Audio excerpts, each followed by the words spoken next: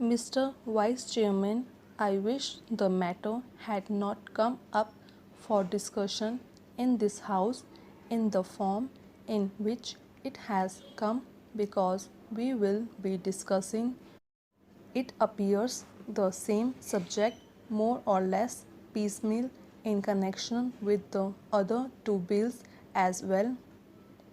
What was necessary for the government in this connection was to provide for a general discussion on the report of the Finance Commission, the kind of thing that we have on such reports, and after hearing the views of the members here, there should have formulated a bill. Even if they had formulated the bill earlier, the bill should have been preceded by a discussion on the report.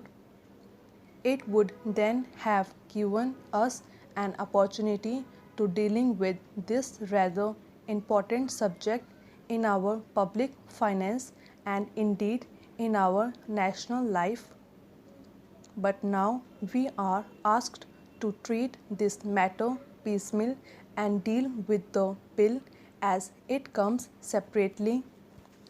I say, sir, this would not seem very fair.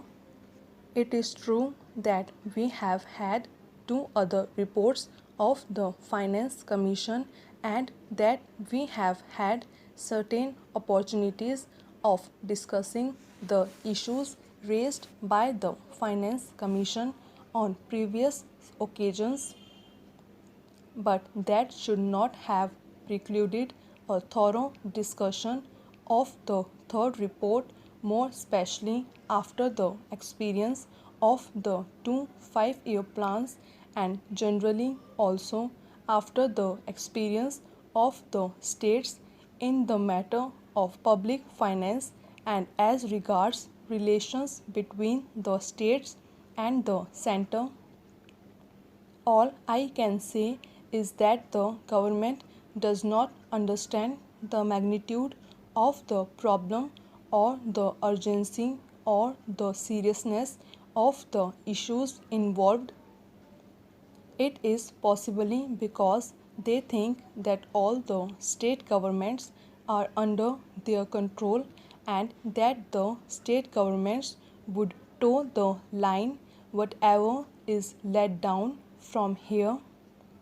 Suppose, sir, today a number of states had been outside the control of the same party which controls the central government, problems would have become acute because conflicts between the state governments controlled by certain other parties and those controlled by the Congress party which controls the central government would have arisen sharply, calling for a thorough discussion and mutual consultation in a different way. Once they can get past whatever they like, and also once it is passed, the states will more or less accept without any protest the dispensation of the center.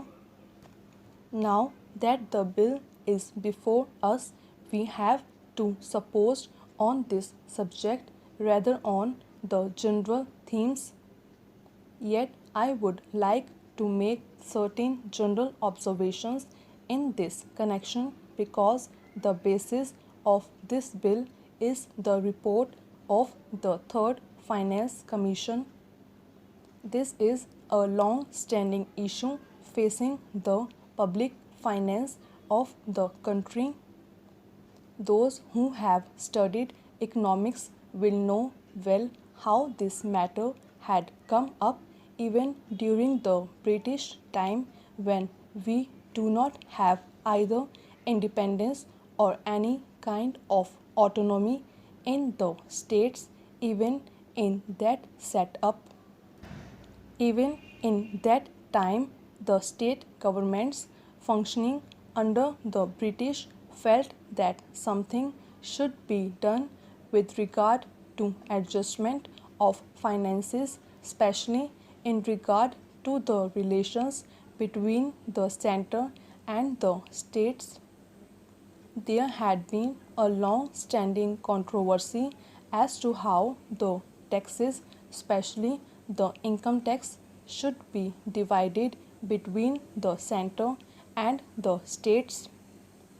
I do not deny the existence of the controversy, and this controversy is not easy to resolve.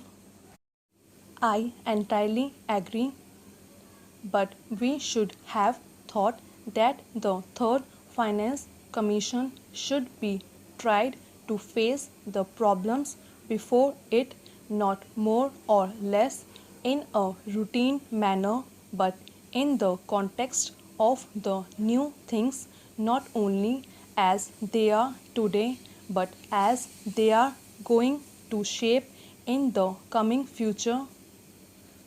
We have got what is called quasi-federal constitution.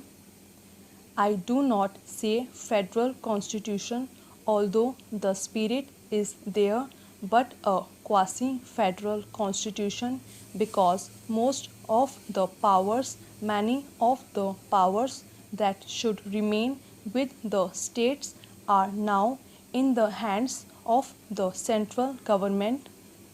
Therefore, in that way, it is more unitary in character than federal. At the same time, we have got the state assemblies, legislatures, state budgets, and so on. They function more or less in the same way. But if you go a little deeper into the affairs, it would immediately lead you to think that the states do not have any substantial real power, especially in the matter of finance. Perhaps at the time when the Constitution was framed, this aspect did not figure very much in the minds of the makers of the Constitution. We had just become free, and the concept of welding India into a solid nation was uppermost in the minds of those people who framed the Constitution and all other as well. In that background, it was quite understandable that it should be the dominant thought as to how to put the different segments of our country into a whole, namely the Indian Union.